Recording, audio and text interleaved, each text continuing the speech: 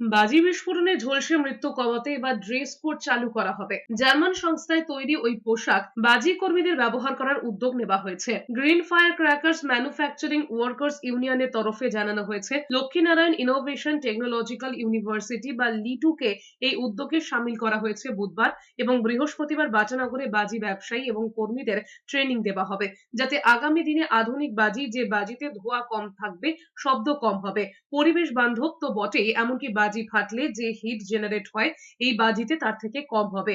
এই সব কিছুরই ট্রেনিং দেওয়া হবে। পাশাপাশি বিস্ফোরণের মৃত্যু এড়াতে নতুন ড্রেস কোড তৈরির কথাও ভাবা হচ্ছে, যাতে ঝলসে মৃত্যুর মতো ঘটনা কম হয়।